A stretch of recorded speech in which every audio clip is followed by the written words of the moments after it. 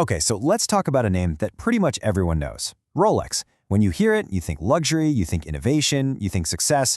But what's really fascinating is that behind this massive icon is a story that doesn't start with wealth at all. It actually begins with profound tragedy and the incredible will of just one young man. And really, this is the question at the heart of it all.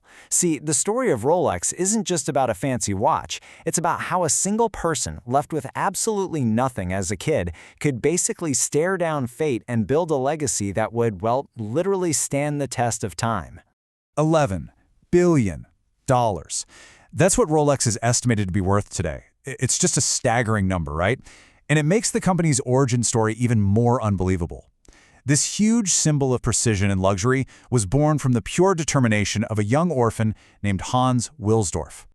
So, here's how we're going to unpack this incredible story. First, we'll look at the founder himself and the hardships that really forged who he was. Then, we'll dive into how he decided to completely reinvent the watch. After that, we'll get to the legendary marketing stunt that put Rolex on the map for good. And finally, we'll explore the timeless legacy he built. So, let's start at the beginning. To really get the drive behind Rolex, you have to understand the unbelievably tough childhood of its founder. So Hans Wilsdorf was actually born into a pretty comfortable middle-class family, but his entire world just shattered. In 1892, his mother died, and then just a year later, his father passed away too. Can you imagine? At just 12 years old, Hans was an orphan. His uncles sold the family business and sent him and his siblings to an orphanage. You know, something like that could have easily broken him, but it didn't. He looked back on that time later in life and said that even though he was resentful at first, he realized it was crucial to his success. That hardship, it forced him to become self-reliant, to always be thinking about the next step.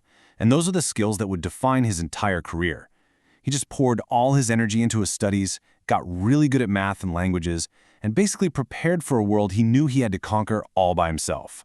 So after leaving the orphanage, Wilsdorf lands a job in the Swiss watchmaking industry. And it's there that he gets this revolutionary idea, an idea that pretty much everyone else in the business thought was a complete and total dead end. This slide really shows you the mountain he had to climb. Back at the turn of the 20th century, if you were a real man, you carried a pocket watch. They were seen as tough, accurate, masculine. Wristwatches? People saw those as delicate little pieces of jewelry for women. And more importantly, they were known for being super imprecise because of their tiny, flimsy parts. But Wilsdorf, he saw the pocket watch as a total inconvenience, and he was convinced the future was on the wrist. I mean, listen to that. He made this incredibly bold prediction way back in 1914. The rest of the industry was basically laughing at him, but Wilsdorf, he just dedicated himself to solving the wristwatch's biggest problem, its terrible precision. He traveled all over Europe, working with the best watchmakers to perfect those small mechanisms and prove that a watch on your wrist could be just as reliable as one in your pocket. By 1905, he had his own company, Wilsdorf and Davis. But as his watches started getting a reputation for quality, he knew he needed a better brand name. He wanted something short, something that looked good on a watch face, and critically, something anyone could say no matter what language they spoke. So, in 1908, after supposedly trying out hundreds of combinations, he just made up a word. Rolex. And what's wild is how world events kind of proved him right. When World War I broke out, soldiers quickly figured out what Wilsdorf already knew. Trying to find a pocket watch in the middle of a trench battle was not practical. Wristwatches were just better. Then, in 1914, his obsession with accuracy pays off big time. Rolex becomes the first wristwatch to get a Class A precision certificate, a huge deal. And then, get this, a 33% British export tax basically forced him to move his headquarters from London to Geneva, Switzerland, the heart of the watchmaking world, a move that would cement the brand's identity forever. Okay, so Wilsdorf now has this really precise, really practical product. But he knew that to truly change how the public saw wristwatches, he needed to prove how tough it was in the most spectacular way he could think of.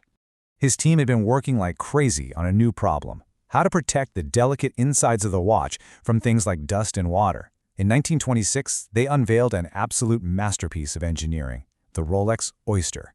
It had this revolutionary, hermetically sealed case that made it the world's first truly waterproof and dust-proof watch. An incredible innovation for sure. But an innovation without a good story is just an idea. And Wilsdorf found the perfect story. Her name was Mercedes Gleitz, a young English swimmer. In 1927, she announced she was going to try and swim the English Channel. Wilsdorf saw his chance. He gave her a Rolex Oyster and told her to wear it. She swam for over 10 grueling hours in that freezing cold water, and while she didn't actually complete the swim, the Rolex Oyster worked perfectly. When she got out of the water, the watch was still ticking away, completely unharmed. Wilsdorf, the marketing genius, immediately took out a full-page ad in a London newspaper celebrating his triumphant watch. And that was it. That was the moment Rolex became an international sensation. He followed it up with this brilliant move. He had jewelers display the watches inside fish tanks in their windows. It was so simple, so visual, and it completely proved their waterproof claims. He just kept connecting the brand with pioneers and adventurers, proving over and over that a Rolex wasn't just a luxury item, it was a tool for people pushing the absolute limits. So the company's reputation for being basically indestructible was set in stone. Now Hans Wilsdorf turned his mind to the future, making sure his creation would outlive him in a very unique and surprising way. In 1944, Wilsdorf suffered another terrible loss. His wife, Florence, passed away. In her honor, he created the Hans Wilsdorf Foundation, a charitable trust, and then he did something absolutely unprecedented. He transferred his entire 100% ownership of Rolex to this foundation. Just think about that for a second. It means Rolex is not a public company. It can never, ever be sold. And since it's owned by a foundation, it doesn't pay corporate taxes. It's a setup unlike anything else in the business world, and it lets the company focus entirely on its long-term vision, not on short-term profits. And with its future totally secure, the company just exploded after World War II. All that focus on precision really paid off. In 1946, Rolex made its 50,000th certified chronometer. That's a watch certified for supreme accuracy. Just 1 year later, in 1947, that number doubled to 100,000. The demand for their watches was just skyrocketing. And the innovation just kept coming. Building on that waterproof Oyster case, they released one game-changer after another.